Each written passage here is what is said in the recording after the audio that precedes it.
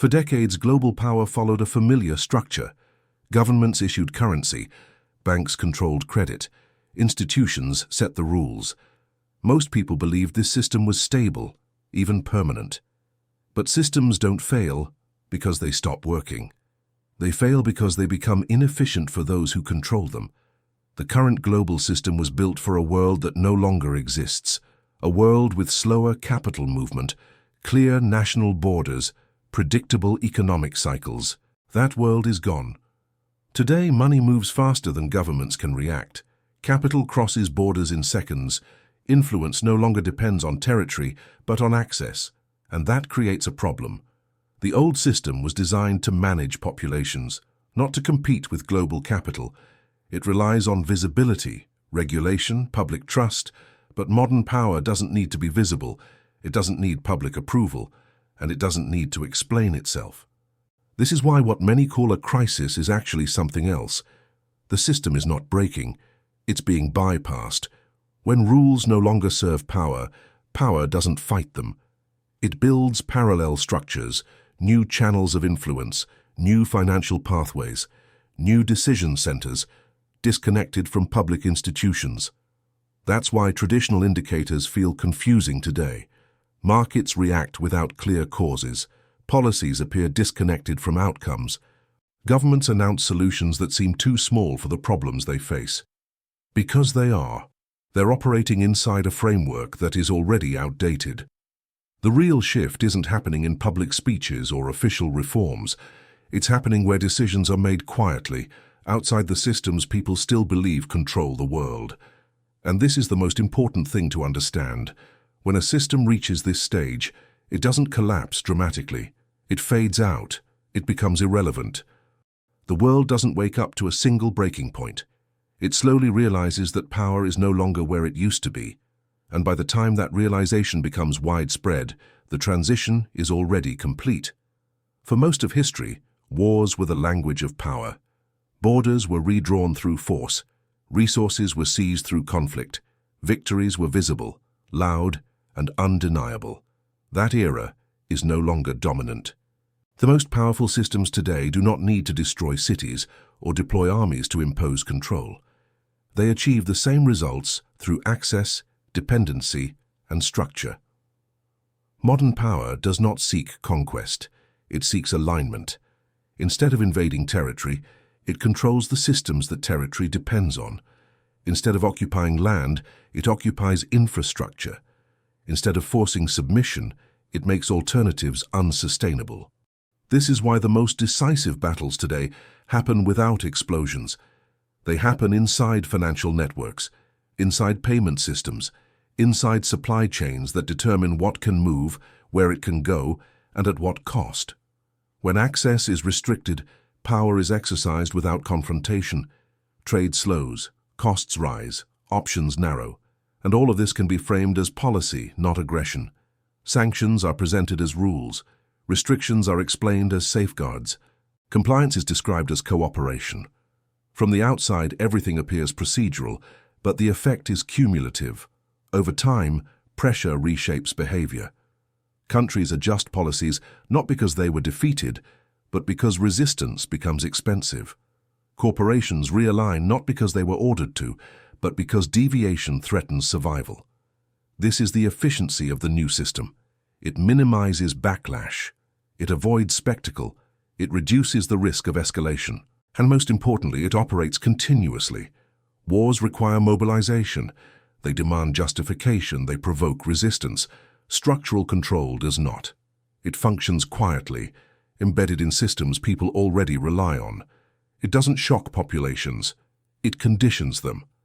This is why modern power can expand influence without declaring victory. Because victory is no longer defined by surrender. It is defined by dependency. And once dependency is established, control becomes stable, predictable, and difficult to reverse. The new system doesn't eliminate conflict. It replaces it with management. And in doing so, it reshapes global power without ever needing to call it war. For most of history, power was linked to ownership. Land had to be occupied, resources had to be possessed, institutions had to be controlled directly. That logic no longer defines how influence works. Today, The most effective form of power does not require ownership. It requires leverage. Control is no longer about what you own.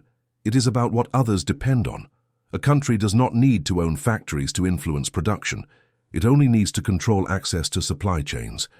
It does not need to own banks to influence capital. It only needs to control the systems money flows through. This shift changes everything. Ownership creates responsibility. It requires maintenance, visibility, and defense. Control without ownership avoids all of that. It allows influence without accountability, pressure without presence, power without exposure. This is why modern power structures prefer platforms over property, standards over territory, rules over force.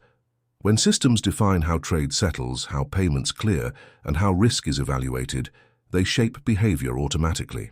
Participants comply not because they are forced to, but because the alternative is exclusion.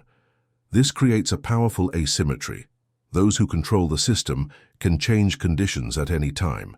Those inside the system must adapt immediately. And because this control is embedded in everyday operations, it rarely feels political. A payment is delayed, a transaction is flagged, a requirement is updated. Each action appears technical, neutral, procedural. But together, they redefine what is possible. This is why resistance becomes difficult. You cannot protest a standard. You cannot negotiate with infrastructure. You cannot easily escape a system the global economy depends on. Control without ownership is efficient because it is invisible. There is no flag to oppose, no border to cross, no authority to overthrow. The power is diffused, distributed across mechanisms that appear mundane. And yet, this form of control is more resilient than traditional dominance, because removing it would require rebuilding the entire system from the ground up. That is the true strength of modern power. Not possession, not conquest, but architecture. And once architecture defines behavior, ownership becomes optional. Control is already complete. While most of the world debates whether change is coming, some actors have already moved on. They are not waiting for confirmation. They are not reacting to headlines. They are positioning themselves inside the new system while it is still forming. Adaptation, in this context, does not mean strength. It means awareness. Those who adapted early understood one key reality. The rules were changing faster than institutions could update them. Instead of defending old structures, they reduced dependence on them.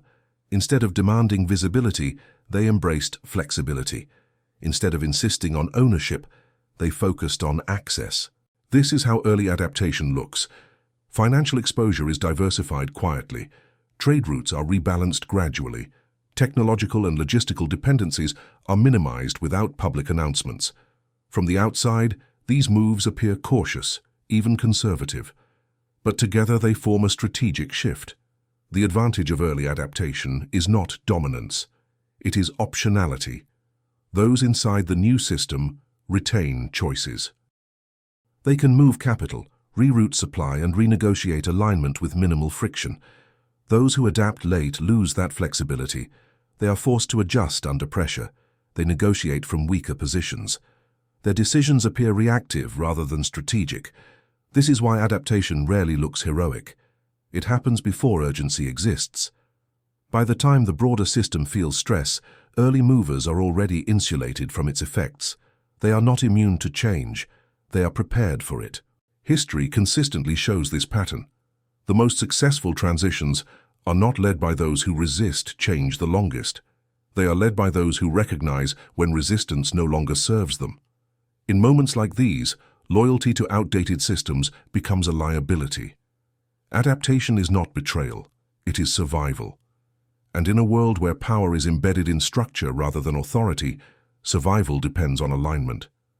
Those who have already adapted will not announce it. They do not need to. Their stability will speak for them, and quietly, as the transition accelerates. When transitions end, they rarely feel like endings. They feel like a new normal. There is no announcement, no single event to point to, no clear moment when the old system officially disappears. People simply wake up one day and realize that the rules they relied on no longer work the same way.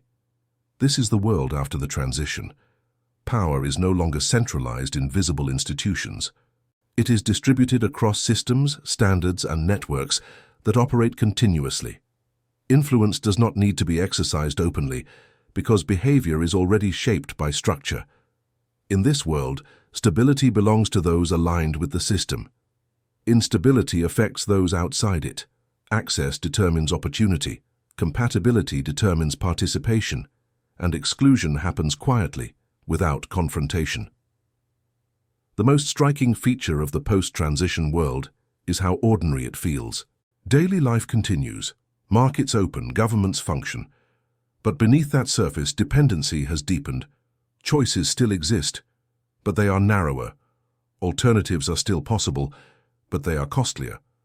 Autonomy remains, but within clearly defined limits. This is not a dystopia, it is not a collapse, it is an optimization of control. Power no longer needs to convince, it only needs to maintain the system that others depend on. Resistance becomes impractical, not impossible, which is far more effective. Deviation is allowed but penalized. Alignment is rewarded but never guaranteed. Over time, behavior converges, not because of agreement, but because survival favors those who adapt. This is why the most important divide in the world after the transition is not ideological. It is structural. Between those who understand how the system works and those who still believe power lives where it used to. The transition does not create a new world overnight. It reveals the one that has been quietly forming all along, and once that world is fully in place, power no longer needs to move. It has already arrived. The world did not change overnight. It reorganized itself. What looks like stability today is the result of a transition already completed. Power didn't disappear. It didn't collapse. It relocated into systems, structures, and standards that operate quietly in the background. Those who adapted early are already living in the new reality. Those who didn't are still trying to understand why the old rules no longer work. This is not a warning. It is an explanation. Because the most important shifts in global power do not announce themselves. They don't ask for permission, and they don't wait for public awareness. They simply become the environment everyone must operate within. If you want to understand global power before it becomes unavoidable reality, subscribe to World Power Explained. Here, we don't react to events. We explain the systems shaping them, and in the next video, we'll break down who controls these systems and how influence is maintained without visibility. Because power doesn't announce itself. It moves quietly.